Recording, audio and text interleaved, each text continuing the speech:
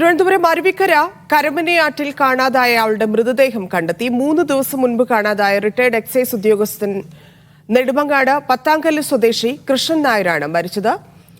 Irumba ക്ഷേത്രക്കടവിന് 500 metre അകലെ നിന്നാണ് മൃതദേഹം കണ്ടെത്തിയത്.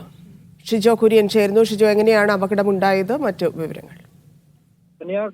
ഇക്കഴിഞ്ഞ ഞായറാഴ്ചയാണ് 85 വയസ്സുകാരനായ അരുവിക്കര ഇരുമ്പ് ക്ഷേത്രത്തിന് സമീപം കാണാതായത്. നെടുമങ്ങാട് പത്താങ്കല്ല് സ്വദേശി കൃഷ്ണൻ നായരാണ് രാവിലെ ക്ഷേത്രത്തിൽ പോകുന്നു എന്ന് പറഞ്ഞ് പോവുകയും പിന്നീട് കാണാതെ വന്നതിനെ തുടർന്ന് വീട്ടുകാർ നടത്തിയ തിരച്ചിലിൽ ഈ ക്ഷേത്രക്കടവിന് സമീപം വാഹനവും മറ്റു കാര്യങ്ങളും കിടക്കുന്നത് കണ്ടത്. പിന്നീട് കടവിലും സമീപ പ്രദേശങ്ങളിലും കഴിഞ്ഞ 4 ദിവസമായി തിരച്ചിൽ നടത്തി വരികയായിരുന്നു. ഇന്ന് നടത്തിയ തിരച്ചിലാണ് 85 വയസ്സുകാരനായ കൃഷ്ണൻ നായരുടെ മൃതദേഹം കണ്ടെത്തിയത്. തന്നെയാണ്. ശരി ഷിജു.